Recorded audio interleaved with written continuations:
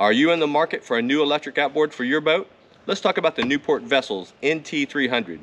I've been driving it hard for about a month. I'll give you a complete review. Stay tuned. Shane Flynn Outdoors, brought to you by Omnia Fishing.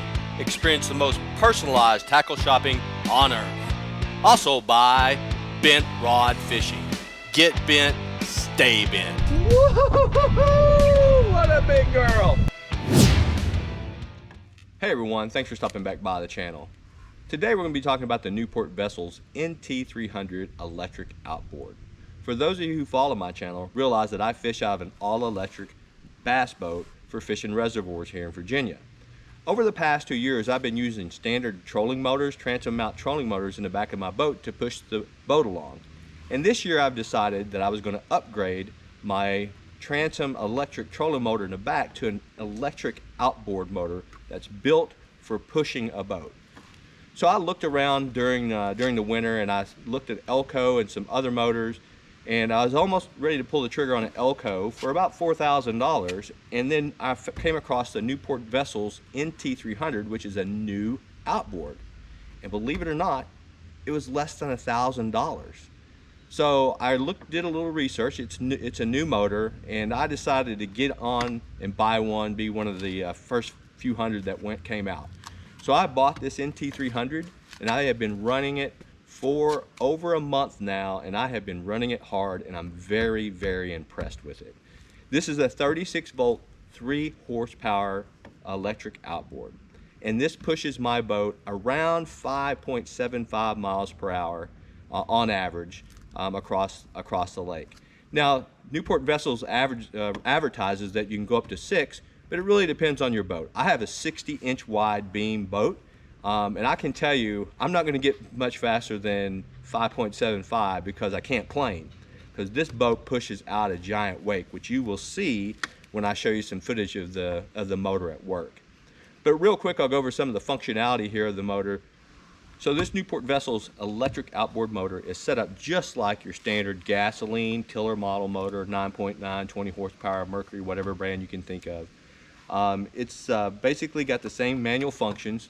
You can raise the motor up, lock it into place, and then you can bring it back down and then lock it where when you put it in reverse, it won't fly up. This motor does have forward and reverse, and the reverse is just as strong as forward, it seems like. I learned the hard way a couple times already. The motor itself is really ruggedly built. I'm pretty impressed with it. It does have some plastic, but it's also got a lot of aluminum on it. One of the things that I really like about this is, you see how the handle here is in place? Well, you can actually pull it forward, and you can drop your arm a little bit when you're driving the boat, and you don't have to keep your arm up in one place. It gives you a little bit more comfort. That's some brilliant engineering, I think. So I've got a close-up here of the handle of the Newport Vessels NT300. There's some unique features that I really like about this motor. First off, you can see this green button here. It's actually a safety magnet. Now watch what happens when I bring it off. It cannot run without the green magnet in place. Now when you buy this motor, it comes with 2 of these. It comes on a lanyard, and I've got one in safekeeping. The other thing I really like about this is the display of your batteries and what your motor's doing. So at the very top, you can see there's 5 bars. That's your battery charge status, where they're at. 5 bars meaning 100%. It's broken down as you lose percentage in 20% increments down to 0. The other thing that it tells you is your voltage that you're pulling from your batteries. It gives you a percentage of what your motor is running at, and then it gives you how many watts you're pulling off your batteries. I'll show you real quick. This is out of the water, so I don't want to run it very long. And you can see I'm 17% pulling 15 watts off the motor. It's a very unique display. It allows you as a fisherman or a boater to know what's going on with your motor at all times, and I think it's really unique, and I like it a lot. I like to be informed about where I'm at on my batteries, how far I can run, and things of that nature. Before we jump into the performance of the motor on my boat, I want to throw out a few specifications. The motor comes in 2 shaft lengths, 24.6 inch and a 29 inch shaft length. I have the 24.6 on my boat with no issues with it. It is a 36 volt setup, so you have to have a 36 volt battery setup. You don't have to buy a proprietary Newport Vessels battery. They do recommend it, but you can use your existing batteries if you have them. Like I had 3 100 amp hour lithium batteries. You can use, from what I understand, you can use standard lead acid, but for the best performance, they recommend lithium with this motor.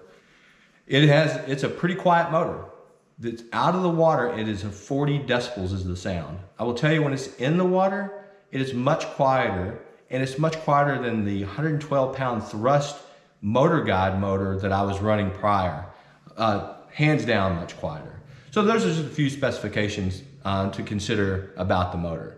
Now let's talk about performance. I just mentioned I had a 112-pound thrust, 36-volt motor guide, transom trolling motor on my boat prior. With that motor, I maxed out at 4.6 miles per hour. And I could get a little faster in the tailwind or if I shift around in a boat and things of that nature. Now with this motor, I max out at 5.77 miles per hour. So that's over a 1 mile per hour difference. I'm very, very happy.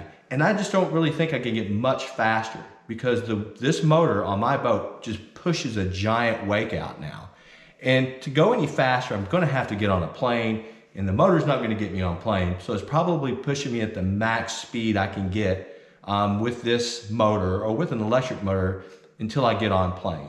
And actually, when I contacted Elco about a 9.9, they told me I'd probably only get like up to 6 with a 9.9. And the price difference, this is a $999 motor. That was a $3,999 motor. So something to consider, and it was a 48 volt versus 36 volt. So something to consider when you're looking around for outboards. So the motor's much faster. And what I did to do a test, and you will see here, I have some footage out on the lake. I ran this motor 1 hour at 100% to see how much battery I'd burn and to get an idea of how my battery pack worked on this motor. And you can see I have a pretty good wake on my boat from the video here. So I ran this, and I told you my max speed was 5.77. Now I had a headwind and a tailwind at times on this day. So for 1 hour, I went 5.41 miles, and I had to do some turns and things of that nature to run for an hour, so I couldn't go straight. So I went 5.41 miles in 1 hour. So I only burned 23% in that 1 hour. Now granted, conditions matter. If you have a very windy day, if it's only like a 7 or 8 mile per hour wind on that day, but heavier chop, heavier winds, if you have a current, if you're in a river system, will also make a difference. But this was on a standard reservoir. So for me, I looked like I could run, based on those figures, about 20 miles. Now you always want to have some reserve in there. So I would say 18 to 20 miles in standard conditions, which is very, very good. Basically, I can run full speed for almost 4 hours. Actually, that's really, really good for an electric boat. If you're gonna run 20 miles in a bass tournament, on an electric bass tournament, that's a lot of running. You're not doing much fishing. Actually, so you'd be running for 4 hours versus fishing for 4 hours. I get it, you're gonna run some, but it's still pretty good for an electric motor. As you can see, I'm standing on my boat where you can see the GPS speed as well. I was doing 5.6, 5.5, 5.4 miles per hour. But like I said, I averaged 5.41 on my GPS, and I tracked it for 1 hour, and that's the distance that I went. So very good motor. I am very, very happy with it. I run it hard. I have been running it now for over a month, have had no issues. And I have been going full speed. I rarely go slow. The only 2 drawbacks that I can really think of so far that I've came across, and hey, I'll update this video if I find any other drawbacks or if I start having problems, is I don't like the little pin to lock it into place. Like I said, it's functional, it works, but I think they could have a better solution for that. And the other thing is, believe it or not, the reverse is too strong. Reverse will kick you back if you're not careful. You have to be ready when you hit the reverse. So it's not really bad. It's just something to be aware of. But those are only 2 negatives I could think of about the motor so far. So very impressed. Faster. I can run longer. It's meant to push a boat versus a trolling motor is really meant to troll around in. So it's an outboard versus a trolling motor, and it really gets the job done. So if you're considering an electric outboard motor and you want to get one for a decent price, these are $1,000, just under $1,000. I think they're worth it. You can do your own research for sure, but I have had no issue. The display on the handle, which I really like, what you've seen there when I gave you an example, and when I was running on the lake, keeps you up to date where you're at, burning your batteries, and how much time you have left before you need to get back to the dock, before you run out of juice. It's just overall a very solid motor, a good price, and I have I have no buyer's remorse at all about that motor. I'm very happy with it so far. So I hope this information helped you consider if you want to buy an electric outboard motor. I do highly recommend the Newport Vessel NT300. And thanks again for watching this video. And until next time, tight lines and good luck fishing.